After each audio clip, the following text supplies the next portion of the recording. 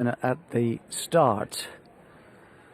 And that'll be a colour change, isn't it, for Zeman, I think. It looks like black and white crossbelts with the red cap. I think Zeman is a colour change, but we'll pick that up for you in due course.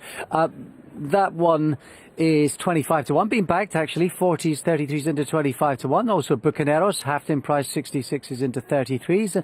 Precious Bounties remains the odds-on favourite, despite opposition from various places in the race. And that is indeed a colour change, as you rightly pointed out there, Alex, on Z-Man. In the race card, due to be blue with a yellow sash, but as we saw, that was very different there for horse number 11, the mount of Sam Twiston-Davies. 4 to 6, Precious Bounty. Well, he's got an obvious chance, hasn't he? Especially with the flying sofa out. And it'll be pretty disappointing if he can't grab it. The only two we didn't see in the paddock were Smarty Wild, who's gives you a chance to say something unpleasant about horses by Fairmix, but essentially, not going to do it now. Good. Essentially, he'll enjoy. I'm sure he'll enjoy better ground going hurdling. The relatives did. Yep. And Z-Man, who's attracted a bit of support at huge odds, who ran better at Taunton than he did on his first start. Smarty Wild Dan was very talented. Blaeberry, she won 6 races over jumps for Emma Lavelle. Yep, she did. So hopefully Smarty Wild can do the same. It is post time. Looks like they're starting to get organised. Won't be long from Tim. That sounds like an invitation to me. So let's go and join him for race 2.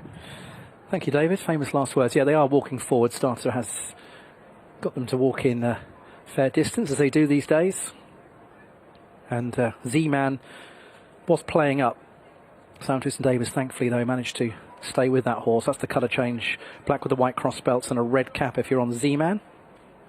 So edging forwards, and they're off. Racing for the EBF National Hunt Maiden Hurdle Qualifier over 2 miles. And good man Jim the Grey sent off straight into the lead on hurdling debut by Noel Feely. Special acceptance with the yellow sleeves is also prominent as they clear the first flight, which they all clear safely. Precious Bounty, Richard Johnson sitting in about 3rd place, running slightly wider, Johnny Rocco. Then we have Bucaneros with a noseband by the rail alongside Smarty Wild. 3 deep is Shanty Alley. And then the back pair are Fransham and the colour change Z-Man. Black with the white cross belts, the red cap worn by Sam Twiston-Davies. So heading down the home straight for the first time at a steady early tempo, making their way towards flight number 2. Good man Jim comes towards it, jumps it big and bold. Wasn't the most fluent of leaps by Smarty Wild in mid-division. Z-Man just about the back marker with Fransham still as they clear now flight number 3, and Precious Bounty has now moved pretty much to the lead under the champion jockey Richard Johnson, with good man Jim, Noel Feely, these two striding on by a good 3 to 4 lengths. Johnny Rocco is next with Special Acceptance. Then in 5th place Smarty Wild, Bucaneros on the inside of Shanty Alley. Then Z-Man with 1 behind, and that's Fransham and Keelan Woods with the pink cap as they head past us of a circuit to go in this EBF National Hunt Maiden Hurdle Qualifier. Good man Jim back in the lead again by a length to Precious Bounty, who has plenty of experience over timber already.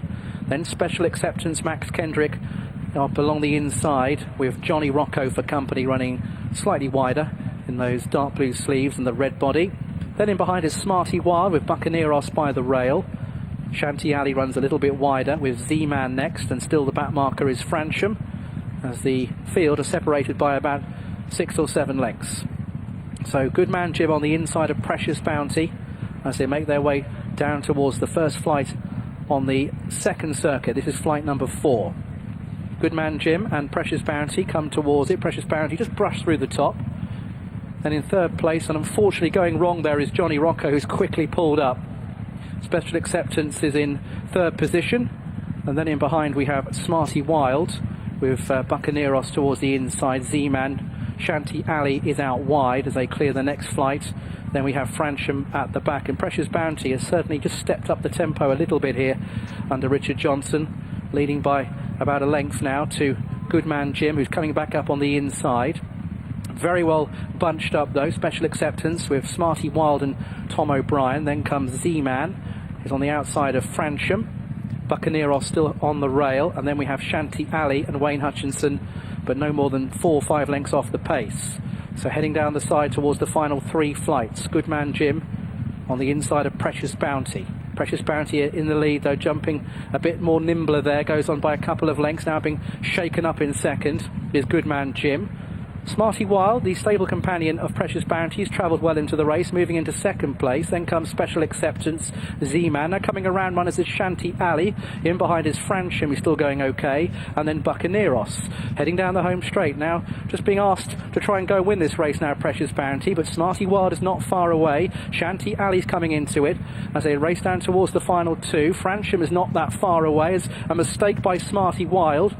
Special Acceptance is also trying to make some headway, but now Precious Bounty's been passed by Shanty Alley. Final flight going out to the right. Shanty Alley is in the lead by a couple of lengths to Precious Bounty. Fransham's trying to run on with in behind Smarty Wild. Shanty Alley is in front though by a good 3 lengths, heading up towards the line. Shanty Alley for Wayne Hutchison and Ben Case will win. Quite close for second. Smarty Wild and the staying on Special Acceptance. Then came Fransham, and Precious Bounty faded tamely into 5th. It's a 17-2 winner for Wayne Hutchinson and Ben Case, with Shanty Alley emerging triumphant for our 1:30 this afternoon. The favourite weakening out of the placings in the end, Precious Bounty. I'm afraid to say we saw a nasty injury suffered by Johnny Rocco on the way round, which wasn't nice to see, and our sympathy with Connections, Harry Whittington, Harry Bannister, who pulled him up and jumped off very quickly. But that was unfortunate, but there's nothing fortunate about Shanty Alley's victory. He took it up at the second last and stayed on very well, as we take it from the beginning. Yes, and of course he had actually finished in front of Precious Bounty when they met at Hereford. Precious Bounty obviously had done considerably better since then, and he's been the medium of support on all 3 starts, and now we find out why, because he's delivered in some style. A couple of disappointments. The grey at the head of affairs, Goodman Jim, who had his wind done and was wearing a first-time tongue strap and was ridden positively enough by Noel Feely, and Richard Johnson wanted to do the same as well on Precious Bounty. I was a little bit surprised by the tactics on Precious Bounty, I must say, having led and got overwhelmed late on both times that he's run so far. But perhaps he's that sort of horse. He's tough to restrain. But yeah, what did you think? Well, I was prepared to forgive him the narrow defeats before, but you can't really forgive him very much here, can you? Because he travelled well enough. He got the better of Goodman Jim, and then he's just capitulated from 2 out, and really that is tremendously disappointing. Yeah.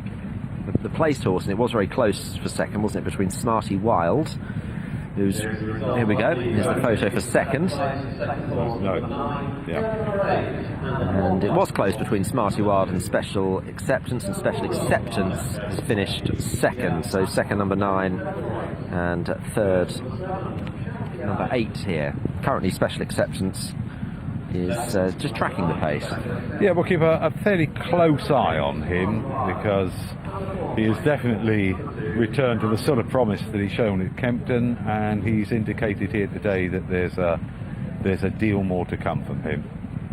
He's purple and yellow, the mount of Max Kendrick, just snatching second from the horse that's just behind. We've omitted the nasty incident with Johnny Rocco, and reiterate our condolences and sympathy to Connections of that.